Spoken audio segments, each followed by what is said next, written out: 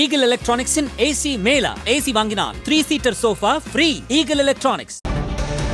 234 தொகுதிகளில் பெரும்பான்மைக்கு தேவை என்பது 118 தொகுதிகள். அதாவது மொத்தமாக இருப்பது 234 என்றால் அதில் சரிபாதி 117. அதைவிட ஒரு தொகுதி அதிகமாக 118 தொகுதிகளை எந்த கட்சி அல்லது எந்த கூட்டணி தொடுகிறதோ அந்த கட்சியோ அல்லது கூட்டணியோ ஆட்சி அமைக்க போகிறது என்பது அனைவருக்கும் தெரிந்துதான். ஆனால் இந்த மேஜிக் நம்பர் என்று சொல்லக்கூடிய 118 யார் தொட போகிறார்கள் என்ற மிகப்பெரிய கேள்விதான் எழுந்திருக்கிறது.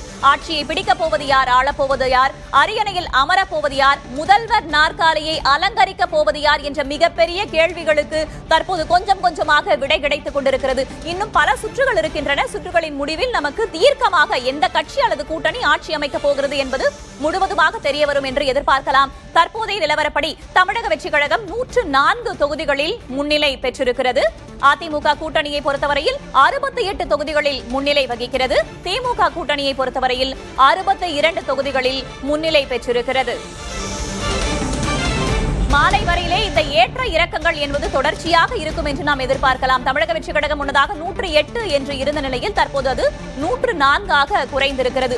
ஒவ்வொரு சுற்றுகளும் முடிய முடிய அதனுடைய எண்ணிக்கைகள் மாற மாற இந்த எண்களும் மாறும் என்று நாம் எடுத்துக்கொள்ளலாம். தற்போதைய நிலவரப்படி தமிழக வெற்றிக் கழகம் 104, அதிமுக கூட்டணி 68, திமுக கூட்டணி 62.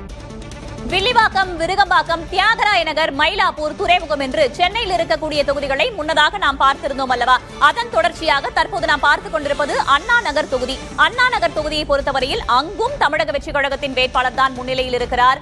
ராம்குமார் 24,039 வாக்குகளை பெற்று முன்னிலை பெற்றிருக்கிறார். திமுக சார்பில் போட்டியிட்ட கே சிற்றரசு 16,498 வாக்குகளை பெற்று பின்னடைவை சந்தித்திருக்கிறார். அதிமுக சார்பில் போட்டியிட்ட கோகுல இந்திரா 12,308 வாக்குகளை பெற்றிருக்கிறார். நாதாகாவின் சங்கர் 1,432 வாக்குகளை பெற்றிருக்கிறார். முதலிடத்தை பெற்றுள்ள தாவேகாவிற்கும் இரண்டாம் இடத்தை பெற்றுள்ள திமுகவிற்கும் இடையே இருக்கக்கூடிய வாக்கு வித்தியாசம் என்பது 7,541 இருக்கிறது. Eagle Electronics in AC Mela. AC வாங்கினால் 3-seater sofa free. Eagle Electronics.